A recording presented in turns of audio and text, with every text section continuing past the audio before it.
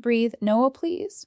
I whispered, my forehead pressed against the cold glass of the incubator. My hands trembled as I tried to keep them steady on the plastic barrier that separated me from my son. His chest was rising and falling in shallow, desperate gasps, no bigger than the movement of a butterfly's wings. I had imagined this moment differently. Not this blinding fluorescent room, not the tiny body tangled in wires and tubes, not the endless parade of machines deciding if my baby would live. I had imagined holding him, not begging him to stay alive. And that's when my phone buzzed on the hospital tray beside me. A single notification. A name I had grown up trusting. Aunt Karen. I unlocked my phone, expecting words of comfort, prayers, something, anything. Instead, the screen filled with photos of her standing on a Hawaiian beach, laughing beneath a wide-brimmed hat, waves crashing behind her. The caption burned through my fog of exhaustion. Aloha from Maui. The weather's perfect? I stared at it until the letters blurred. Then I closed my phone and slid it face down. I didn't cry. Not yet. 3 days earlier, I used to believe that heartbreak had limits. That once you had faced enough of it, life would eventually show you mercy. But the night Noah arrived, I learned there are no limits. I was 28 weeks pregnant, and everything about the day had been ordinary. David and I had spent the evening binge, watching reruns, laughing about nursery paint colors and baby names. I'd fallen asleep to the sound of his voice beside me, calm and steady like it always was. At 30:17 a.m., the first contraction tore through me like lightning. At first, I thought it was just a cramp. Pregnancy books had warned me about Braxton Hicks, but this was different. Within minutes, there was a dampness between my legs, warm and unmistakable. David, I gasped, shaking him awake. Something's wrong. He was out of bed in seconds, grabbing the hospital bag. We hadn't even finished packing, his face pale but determined. We'll get there, it's okay, he said, but his hands were shaking too hard to find the car keys. The hospital lights swallowed us whole, all sterile white in frantic shadows. Nurses rushed us into a room, their voices brisk but kind. I was hooked up to monitors, machines, and IVs, my body no longer my own. You're in preterm labor, the doctor said, her voice steady, clinical. We're going to do everything we can to stop it. I clung to her words like they were lifelines, but within hours they broke. By dawn, my water ruptured. There was no stopping him anymore. The delivery room was chaos wrapped in silence. I remember the surgeon's mask, the harsh sting of antiseptic, and the cold metal pressing into my spine before the anesthesia took hold. David squeezed my hand as they began the emergency C-section. My heart was pounding, my throat dry, every muscle rigid with fear. And then, silence. No cries. No soft newborn whimpers. Nothing. Why isn't he crying? I choked out. The doctor's face hovered over me. He's breathing, she said carefully, but we need to stabilize him. I couldn't move. Couldn't see. Couldn't breathe until I heard someone shout for the NICU team to hurry. They whisked him away before I even saw his face. Hours later, they wheeled me into the neonatal intensive care unit, where Noah lay in a glass box no bigger than my suitcase. 2 pounds. 3 ounces. His entire hand barely wrapped around the tip of my finger. The nurse explained the tubes, the machines, the constant monitoring. She said words like ventilator and oxygen saturation and apnea, and I nodded as though I understood. But all I really understood was this. My baby was fighting for his life, and there was nothing I could do but sit and watch. Family silence that night from my hospital bed. I opened the family group chat, hands trembling as I typed. No came early, 28 weeks. He's in the NICU. Please pray for us. I sent it to everyone, my father, my aunts, my cousins, even the distant relatives who rarely replied to anything. And then I waited, 1 minute, 2, 10. The typing bubbles never came. I stared at my phone long enough to watch the battery die. The first response arrived hours later, not from my father, not from my cousins, not even from Aunt Betty, who had always been kind. It was from Karen. The vacation photos, the smiling selfies, the caption, "Weather's perfect." I turned the phone over again, but this time, the tears came hot and violent. David found me curled up against the raised rails of the hospital bed, biting my fist to keep from sobbing too loud and waking the other mothers recovering down the hall. "Did someone say something?" he asked, sitting carefully beside me. They don't care?" I whispered. My voice cracked under the weight of the words. David took the phone, looked at Karen's message, and exhaled a long, heavy silence. "Then forget them," he said finally, pulling me against him. "Right now it's us. Just us and him. That's all that matters." I wanted to believe him. But that night, I felt like an orphan all over again. The weight of old Wone's family had always been complicated. After my mother died when I was 15, everything splintered. My father remarried within 2 years. Eleanor was polite, distant, safe. My younger brother Jake became my anchor, my one person who always showed up. Then there was Aunt Betty, soft-spoken. Warm, the kind of person who remembered birthdays and sent handwritten cards.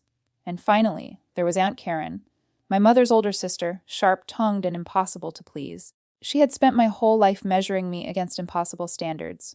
When I was your age, I already owned a house. You really should lose those extra pounds before they become a problem.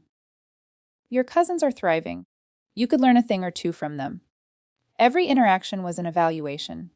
Every visit, a reminder that I was always falling short. So when she sent those photos instead of support, maybe I shouldn't have been surprised. But it still broke something in me. The NICU World days blurred into nights without meaning inside the ICU.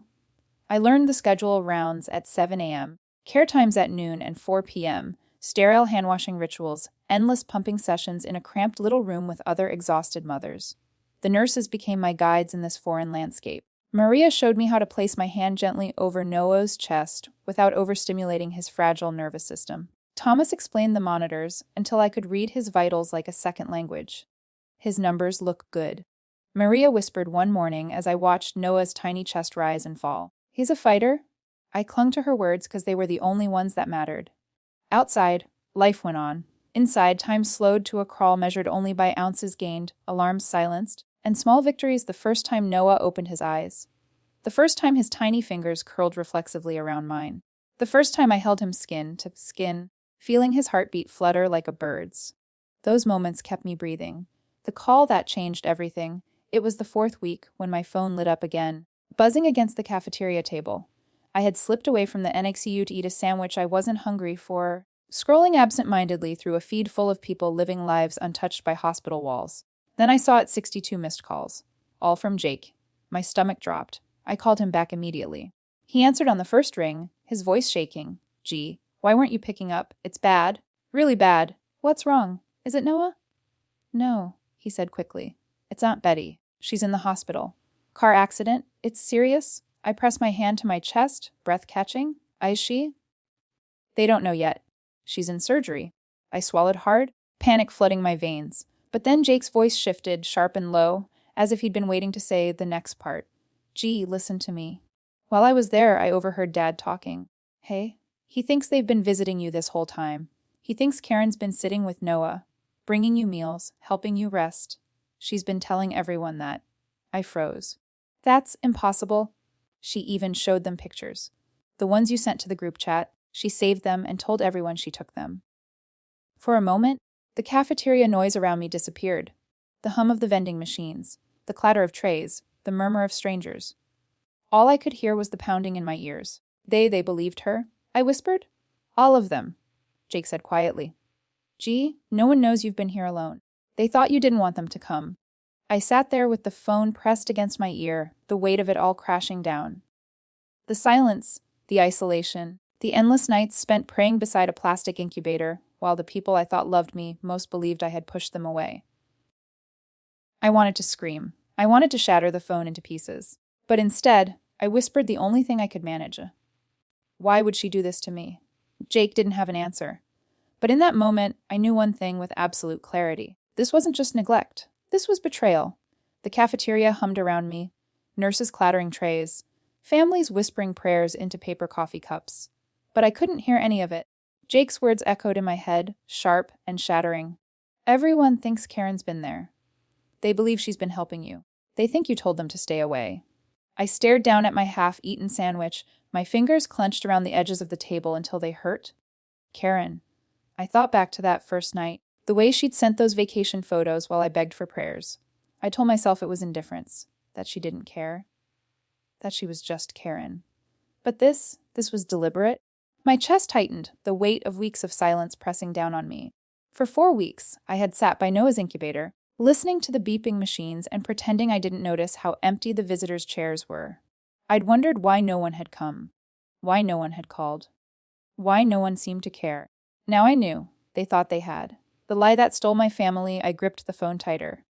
"Jake, you're telling me Dad thinks Karen has been here, sitting with me, bringing me meals? She showed them pictures? Gee," he said, his voice low, furious. "The ones you sent to the group chat. She saved them, cropped them, pretended they were hers.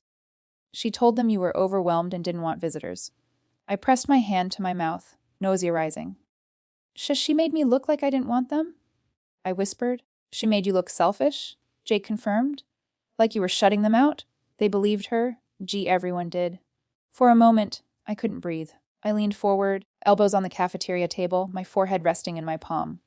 A low roar filled my ears, like the sound of waves crashing from far away. Why would she do this? My voice cracked on the words, small and raw. I don't know yet, Jake said, but I'm going to find out. There was steel in his voice I rarely heard. Loneliness with teeth that night, back in my hospital room. I sat by Noah's incubator in the dark. The machines clicked and hummed softly, their rhythm strangely comforting now.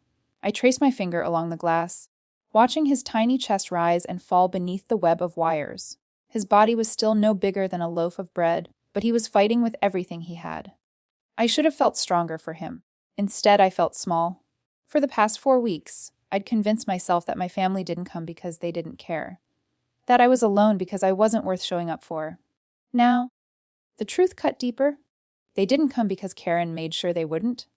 I thought of all the times I'd stared at my phone, waiting for replies that never came, for calls that never arrived.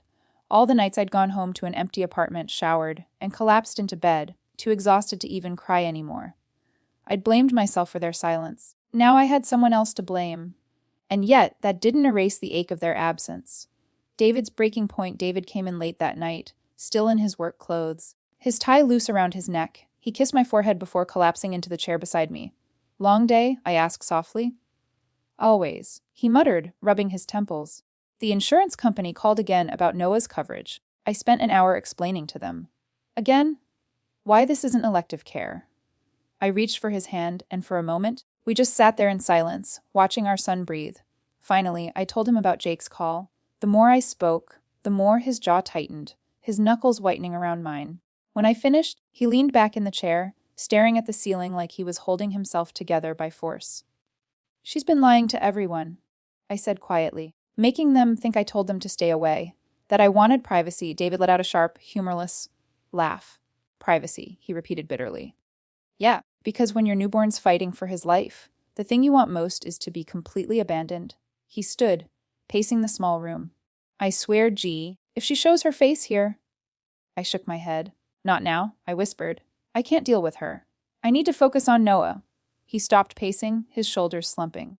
Okay, he said finally, his voice low. But this doesn't end here. The NICU mother's, the pumping room was cramped, lit by a single buzzing fluorescent bulb, with 3 tiny stations separated by curtains. That's where I met them, the other mothers who lived in this fragile world between hope and heartbreak. Sarah's twins had been born at 26 weeks. Monica's son had Down syndrome and a bowel obstruction. Jessica's daughter had a congenital heart defect and needed surgery before she could even leave the hospital. We were strangers, but our stories braided together quickly, whispered between the rhythmic hum of breast pumps. My sister asked if I was still stuck here all day. Monica muttered one afternoon, rolling her eyes. Jessica sighed. My mom keeps telling me to just formula, feed so I can get some rest. Like sleep matters more than my baby's chance of survival. We laughed quietly, not because anything was funny, but because if we didn't, we'd break. Unlike my own family, these women didn't need explanations. They understood. They were living it too. The constant alarms, the endless waiting, the ache of leaving the hospital empty, handed every night. They became my NICU family, the only people who saw the cracks forming beneath my calm. Karen's web 2 days later. Jake called again. His voice was clipped, furious. Gee, it's worse than we thought. I braced myself. Tell me. She's been updating everyone in a separate group chat. One you're not even in. She's sharing your photos, claiming she took them. And she's been saying you're emotionally unstable, that you asked for space. My chest tightened, anger swelling hot and sharp. She's making me sound like I'm incapable. She's making you sound difficult, Jake said. Like you don't want help? Like you'd rather do this alone. I gripped the edge of Noah's crib until my knuckles burned. And everyone believed her. They trust her. Jake admitted reluctantly. She's positioned herself as, I don't know, the family matriarch or something. No one questioned her. I swallowed hard, my throat tight. Not even Dad. Silence. That silence was my answer. The breaking point by the 4th week, I stopped waiting for anyone else to show up. I stopped checking the family group chat. Stopped hoping for flowers, or meals, or offers to sit with Noah so I could shower. I poured everything into caring for him, into learning the rhythms of his fragile body, memorizing his oxygen levels, counting the rise and fall of his chest until I knew it by heart. But even as I built my world around him, the weight of Karen's betrayal stalked me like a shadow I couldn't shake. Because this wasn't just about lies. It was about being erased.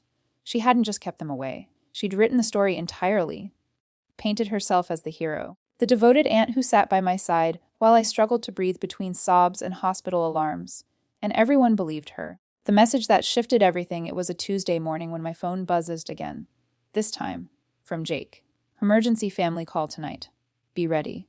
I blinked at the screen, confusion rippling through me. Why? I typed back. Because I told them the truth, he replied. All of it? I sat back, my heart hammering against my ribs. This was it. For weeks, I'd swallowed my anger, telling myself I didn't have the strength to fight both a premature birth and a broken family at the same time. But Jake had lit the fuse, and there was no stopping it now. Tonight, they'd all hear my voice. Tonight, they'd see Noah, the baby they hadn't bothered to meet. Tonight, they'd face the reality Karen had stolen from them. I looked over at Noah, his tiny chest rising and falling beneath the soft glow of the incubator light. I reached through the small opening, my finger brushing against the warm curve of his palm. I've got you, I whispered, and I promise, they're going to see the truth. This was no longer just about me. It was about Noah. It was about reclaiming the story Karen had rewritten. And tonight, the lies would finally start to unravel. The NICU lights dimmed at night, but the machines never slept. Neither did I. I sat by Noah's incubator, rocking gently in the stiff hospital chair, the glow of his monitors casting pale blue shadows on the wall. He was stable, breathing on his own for the first time in 2 days. That should have been my entire focus. But my thoughts kept circling one thing. Tonight, the family video call. Jake had set it up. They need to hear it from you, he'd said. They need to see you. See Noah. See the truth. I wasn't sure I was ready. I wasn't sure I had the strength to open old wounds in front of the very people who had let me bleed quietly for weeks. But I also knew one thing with absolute clarity. I couldn't stay silent anymore. The call begins at exactly 7:00 p.m. Jake's name flashed across my phone. I hesitated for a second, glancing at Noah. His tiny chest rose and fell, steady and fragile. I kissed 2 fingers and pressed them against the plastic of his incubator. For you? I whispered and accepted the call. The screen lit up. Faces filled the frame. My father, his arm around Eleanor, my cousins Lisa and Mark, even distant relatives I hadn't spoken to in years. And there, slightly off-center, arms folded, expression unreadable, sat Aunt Karen. My pulse roared in my ears. Hi, G, Jake said softly. He was on the other side of the camera, standing somewhere in Aunt Betty's hospital room. Everyone's here? I swallowed hard. My throat felt like it had closed up. I managed my voice barely above a whisper. For a moment, no one spoke. I could see the confusion on their faces, the hesitation, like they were waiting for me to explain why I hadn't let them be part of this. Finally, my father leaned closer to the camera, his voice low and tentative. Gianna, he began, Karen's been updating us. She said you needed space, that the hospital wasn't allowing visitors, that you were overwhelmed.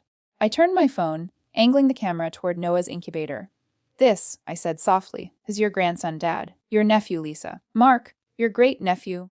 Aunt Karen, he's 5 weeks old today, and none of you have met him.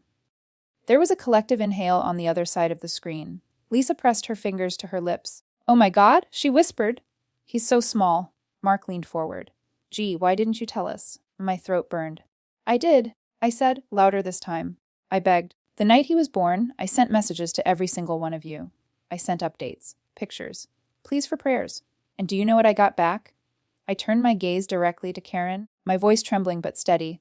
Vacation photos. From Maui. The silence on the call was deafening. Karen's defense, Karen leaned forward finally, crossing her arms tighter.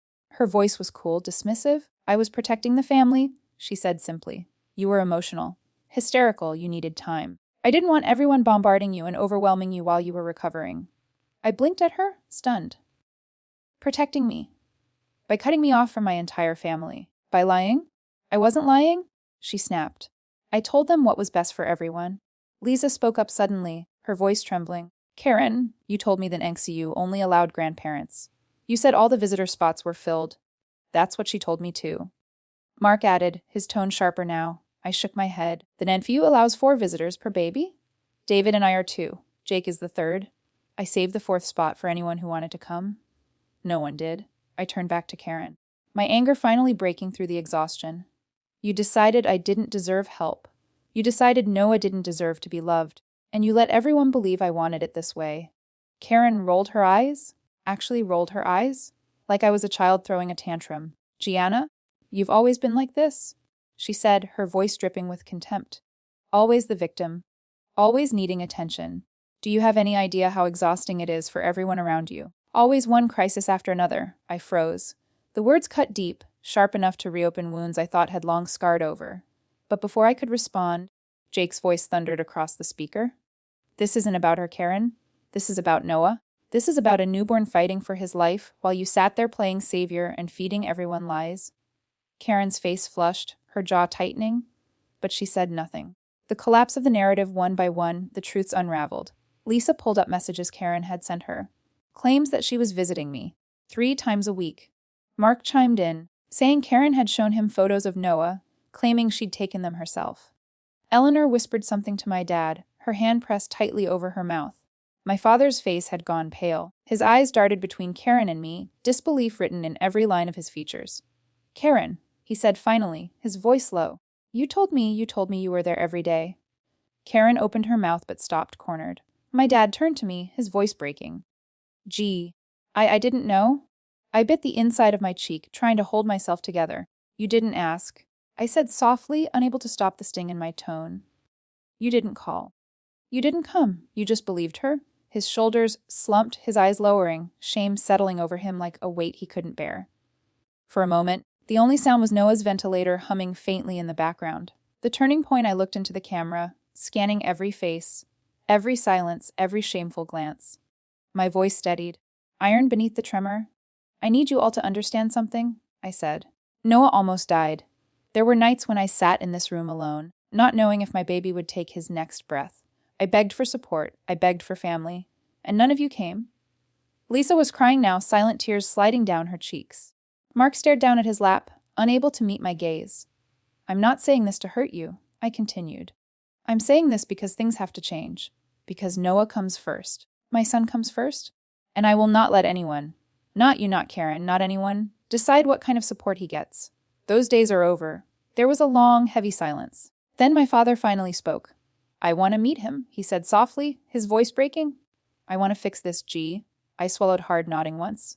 Then show up, be here. Don't say it, be it. E. Karen's final blow, Karen's voice cut through the fragile quiet like a blade. This is ridiculous, she snapped. You're turning everyone against me over a misunderstanding. I did what I thought was best. If you can't handle being a mother without constant attention, that's not my problem. Jake slammed his palm down, the sound loud enough to make everyone flinch. Enough. This isn't about you. You lied. You manipulated. And now you're mad that you got caught. Karen glared, but no one backed her. One by one, faces turned away from her. Lisa, Mark, even my father, whose disappointment settled like a final verdict. For the first time in my life, Karen looked small. Aftermath, the call ended without resolution, but everything had changed. Karen didn't apologize. She wouldn't. But the power she had over my family, the authority she wielded so easily for years, was gone. Within an hour, I received messages from nearly everyone on that call. Apologies, plans to visit, promises to help. I wasn't ready to forgive them. Not yet, maybe not ever. But for the first time in weeks, I didn't feel invisible. I sat by Noah's crib, resting my palm gently against the curve of his tiny back, and whispered into the quiet, "They see you now, baby boy. They see us."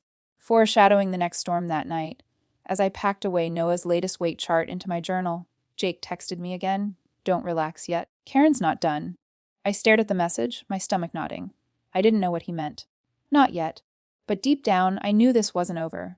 Karen had lost control tonight, and people like her, they don't let go easily. For the first time, I realized this wasn't just about one betrayal. It was about survival, mine, Noah's, and the fragile family I was fighting to rebuild. The hospital was quiet, the kind of quiet that hums beneath your skin, where every sound, every monitor beep, every faint footstep down the hall, feels louder than it should.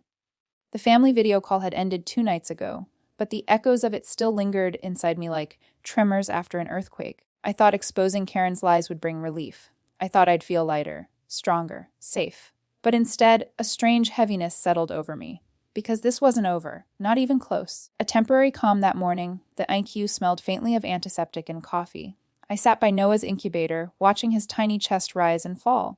His fingers twitched occasionally, curling like he was dreaming. I stroked the side of the incubator with my thumb. "You're doing amazing, little one," I whispered, leaning close enough for my breath to fog the glass. Maria, one of the senior NQ nurses, walked by with a clipboard and paused when she saw me. "Vitals are steady," she said with a soft smile. "He's gaining weight faster than expected.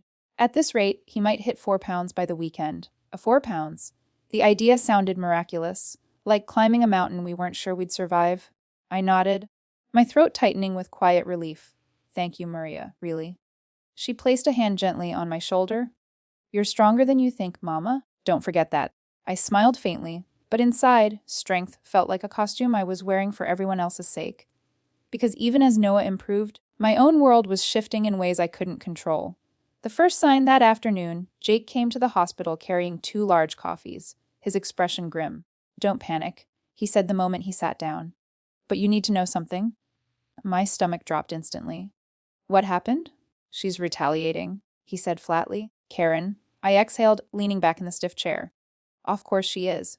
Jake handed me his phone, showing me screenshots from a brand new family chat group, one I hadn't been invited to. Lines of text scrolled across the screen. "Gianna is exaggerating everything. She's unstable, still blaming everyone else for her choices. The doctors told me Noah's fine. She just likes being dramatic." I stared at the words until they blurred. "She's doing it again?" I whispered. "She's trying to rewrite the narrative," Jake said, his voice tight. "She's positioning herself as the victim now. Says we ganged up on her in the call. Says you're manipulating me. Says you've always been like this." I rubbed my temples, feeling exhaustion seep through me like water through cloth. "And they believe her." "Not everyone," Jake said carefully, "but enough to make noise. Dad's ignoring her, but a few cousins are conflicted." Of course they were. Of course some people would choose comfort over truth. I turned back toward Noah's incubator, watching the slow rise and fall of his chest, the tubes and wires connecting him to life itself. "I don't have the energy for this," I admitted, my voice breaking. "I can't fight her and fight for him at the same time." Jake leaned forward, his hand warm over mine. "You're not fighting alone anymore, G. Not this time." David's limit that night, when David arrived after work, I showed him the messages. He read them silently, his jaw tightening, his shoulders rigid beneath his wrinkled dress shirt. "She's unbelievable," he said finally, his voice sharp with restrained anger. "Your son is hooked up to machines, and she's still making this about herself." I nodded, my chest heavy, too tired to reply. David crouched beside me, resting a hand on my knee. "Listen to me," he said softly but firmly. "We are not letting her near him. Not now, not ever. This ends with us. Do you understand?"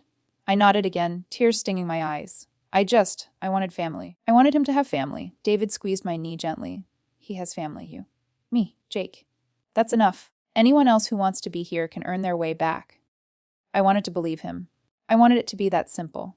But deep down, a knot of guilt twisted inside me, because part of me still grieved what we'd lost, even if we'd never really had it. The visit 2 days later, my father came to the hospital.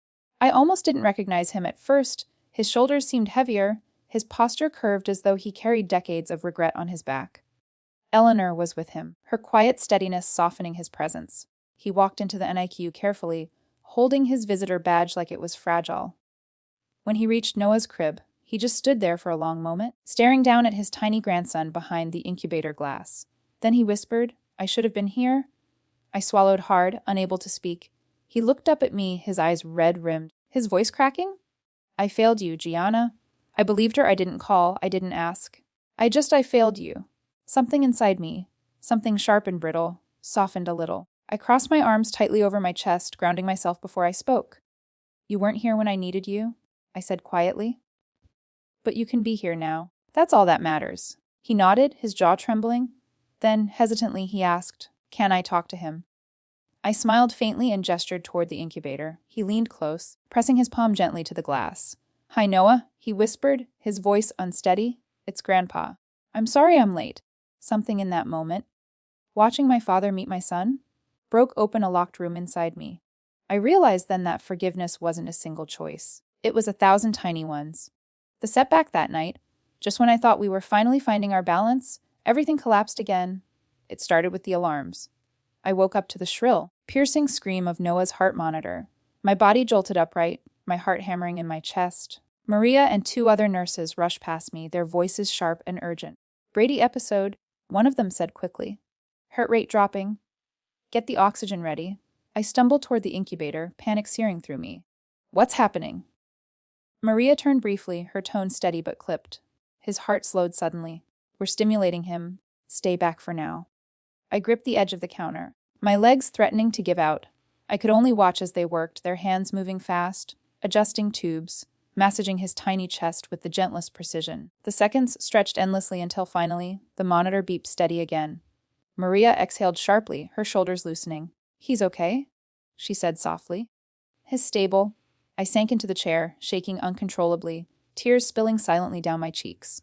When David arrived minutes later, I collapsed into his arms, unable to hold the weight of the day anymore.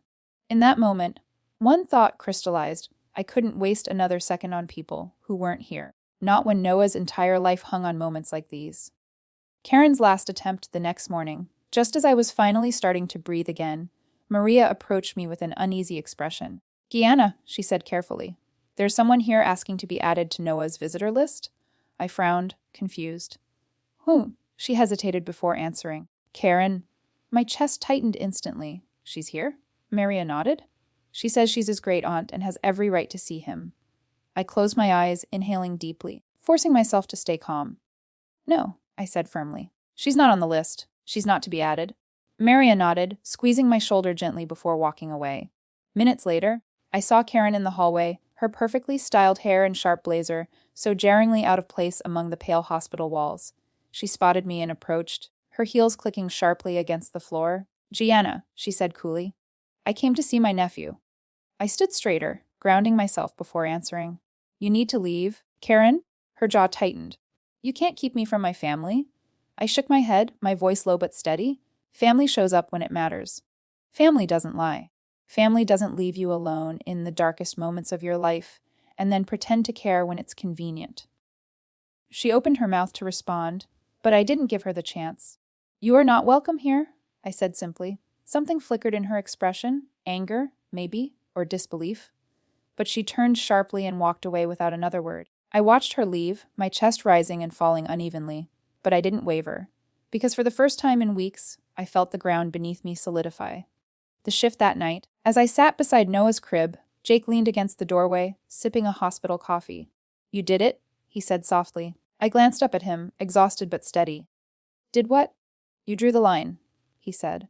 "She can't touch you anymore, G. She doesn't get to control the story." I looked back at Noah, his tiny body rising and falling beneath the soft glow of the incubator lights. "Not just for me?" I whispered. "For him." "For us." Jake smiled faintly, his eyes soft with pride. Then this is where things start changing. And for the first time since the night Noah was born, I believed him. But deep down, I also knew something else. This wasn't the end of the story. It was the storm before the calm. Because in just a few days, Noah would face his biggest medical test yet. And our family, the one I was rebuilding piece by piece, would be tested again in ways none of us saw coming. It was past midnight, the lights dimmed. The world outside drowned in quiet rain tapping against the hospital windows. David had gone home to shower and rest for a few hours, and Jake was downstairs grabbing coffee. I was alone, sitting by Noah's incubator, tracing the soft rise and fall of his tiny chest beneath the tangle of wires.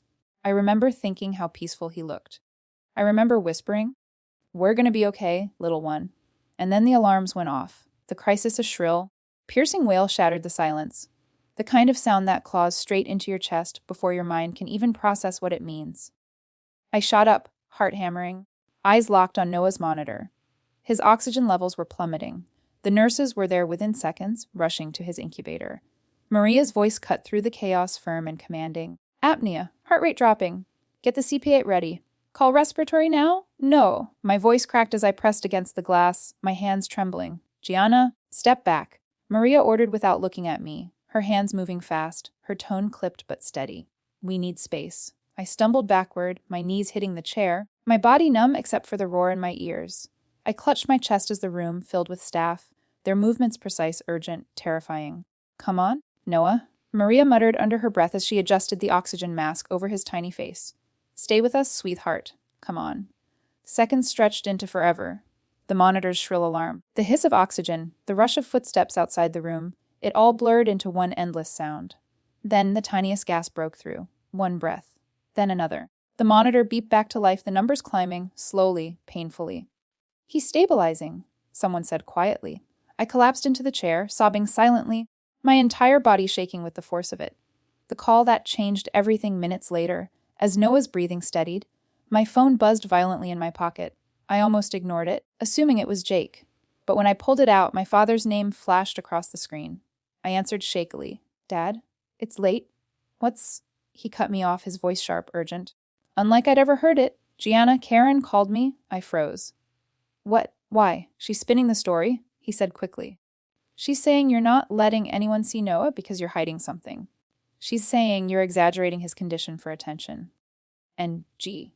He hesitated, his breath uneven. She said she's calling the rest of the family tomorrow. All of them. I pressed a trembling hand to my forehead, my stomach twisting. She's not done, I whispered. No, my father said heavily. She's just getting started. A breaking point by morning. The hospital felt like it was breathing down my neck. Noah was stable again, but my hands shook every time I touched him, like my body was trapped in the echo of the night before. David came in around sunrise, his hair damp from the rain, carrying 2 coffees. I told him about my father's call, my voice flat, empty. He set the coffees down hard, his jaw clenching. That's it? He said sharply. I'm done playing nice. David? No, G? She's poisoning everyone against you while you're in here fighting for Noah's life. I won't let her do this anymore. I closed my eyes, exhaustion clawing through me. And what? We start another fight. Another screaming match on another video call. I can't split myself between saving my son and surviving her. David crouched down in front of me, gripping my hands. Then we stopped letting her exist in our world. He said, his voice low, deliberate. We cut her off completely. No more messages. No more explanations. No more giving her space in your head. I wanted to argue, but my words caught in my throat, because part of me still wanted my family back. Part of me still clung to the idea that if I could just fix this, if I could just explain well enough, they'd come rushing to Noah's side like they should have from the beginning.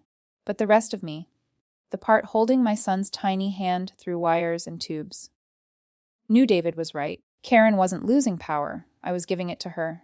The showdown at the hospital that afternoon, I left the NICU for 10 minutes to grab water, and when I came back, Maria was standing in the hallway, blocking someone from entering. Karen. My body locked in place, adrenaline flooding my veins. Karen spotted me immediately. Gianna, she said, her voice sweet and false. Finally, we need to talk. I glanced at Maria, who gave me a subtle nod of reassurance but stayed between us, ready. You're not on the list, I said flatly. Karen's face hardened instantly. He's my great-nephew. You don't get to decide if I see him. I stepped closer, my hands steady now, my voice low but sharp enough to cut. Yes, I do. And you will never see him. Not now. Not until you can admit what you've done. Her lips curled into a mocking smile. You're punishing me for caring too much. I laughed, bitter and hollow.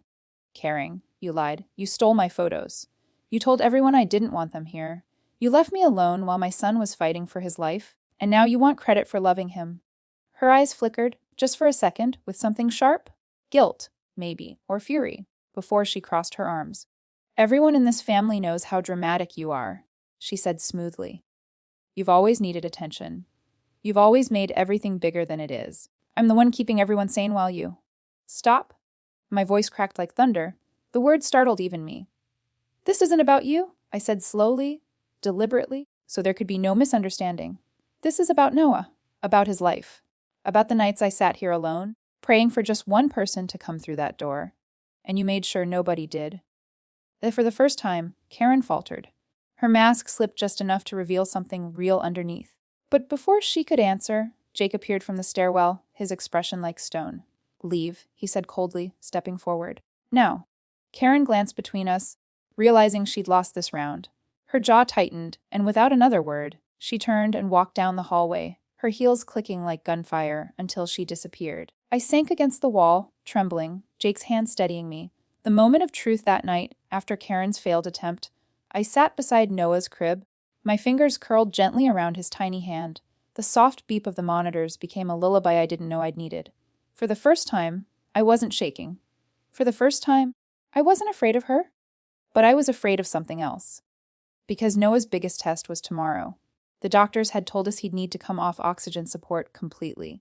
If his lungs couldn't handle it, there'd be no easy fixes left. I sat there in the darkness, forehead resting against the incubator glass, whispering the same prayer over and over like a mantra. Stay. Please stay. The climax morning came too quickly. The room was filled with quiet urgency. Doctors adjusting settings, nurses moving equipment, David at my side holding my hand so tightly it hurt. They began the trial, slowly lowering the oxygen, watching his numbers carefully. For 10 minutes, he fought. For 10 minutes, I didn't breathe. Then the numbers dipped. Come on, Noah, I whispered, tears pooling hot in my eyes. Come on, baby, you can do this. Maria leaned close, her hands steady over the tubing. Fight, sweetheart, she murmured, and then a deep, shaky inhale. Another. The numbers climbed again. The machine steadied. His doing it. David whispered, his forehead pressed against mine. Gee, he's breathing on his own. The room exhaled as one. I covered my mouth, sobs breaking loose, my tears falling onto David's shirt as his arms wrapped around me. For the first time since the night he was born, I felt my lungs fill without fear. The revelation hours later, when the room finally cleared, I sat in the chair, staring at Noah as he breathed steadily without assistance. My chest still ached from crying, but something deeper shifted inside me. Something I hadn't expected. I wasn't waiting anymore. Not for Karen's apology.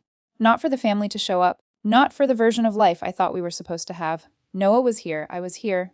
And that was enough. I took a deep breath, wiped the last tear from my cheek, and whispered softly, "We made it, little one?" His tiny fingers curled around mine, as if answering back.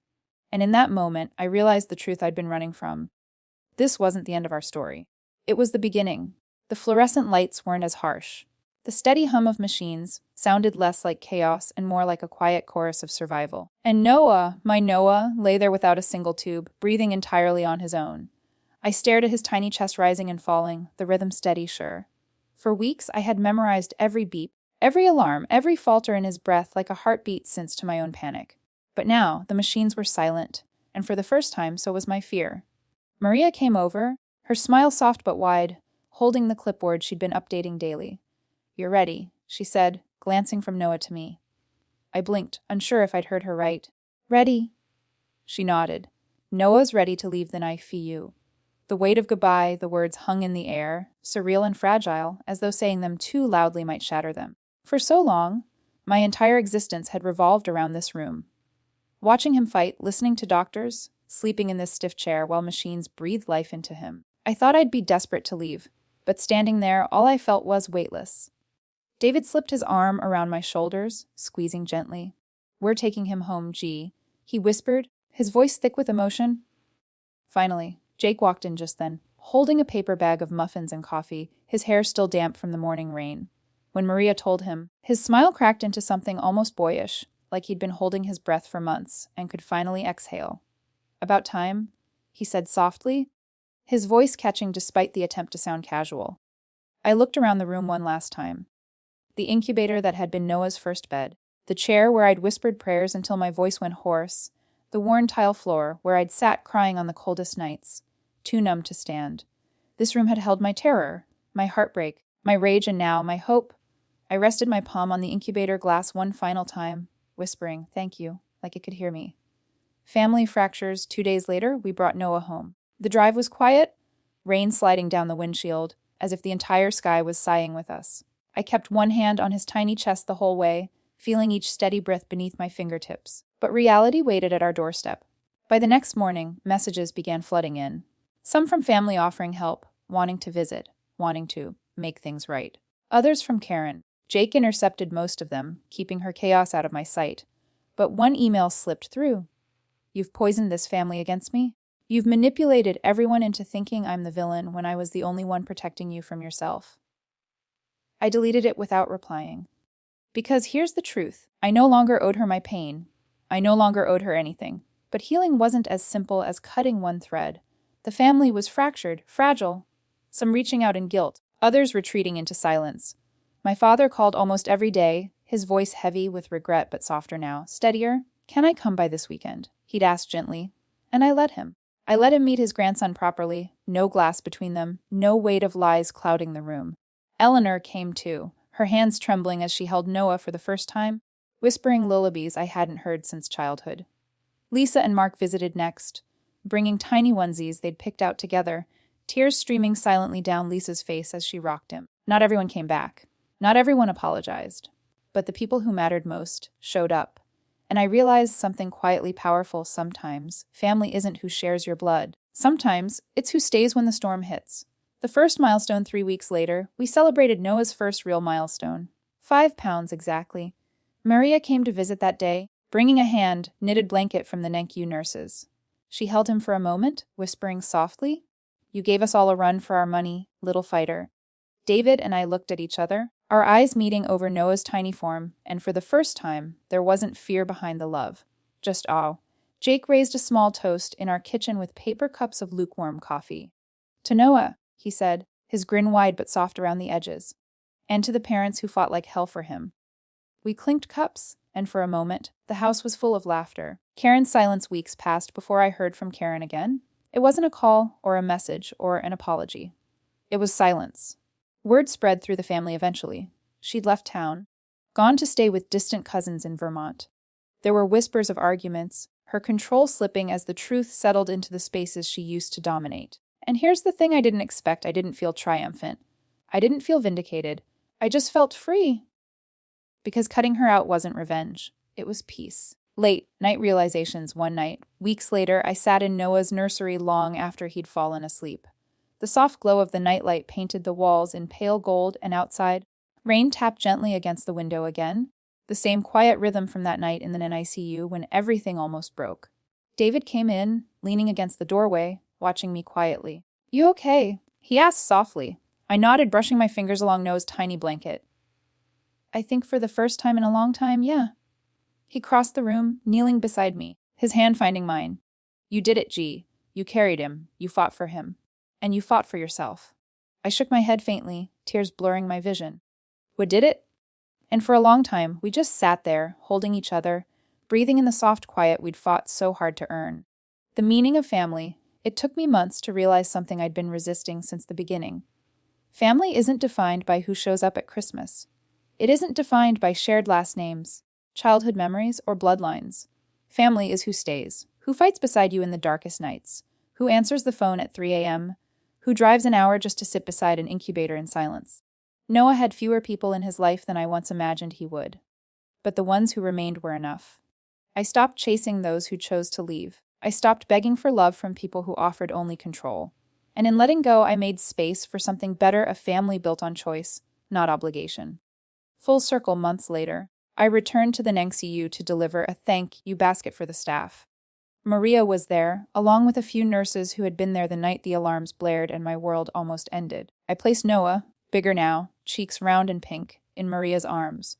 She laughed softly, rocking him. "You're the miracle baby," she whispered to him, and for once, I didn't correct her. Because she was right. As we walked out of the hospital that day, the same doors where I once stood trembling and broken, I realized I wasn't the same woman anymore. I wasn't waiting for Karen's approval. I wasn't waiting for my family's validation. I wasn't waiting for life to look like the version I once imagined. I was here. Noah was here. And that was enough. Final lines that night, I held Noah against my chest, his steady breath warm on my skin. I whispered softly into his tiny ear, words meant as much for me as for him. "We survived, little one. And from now on, we live."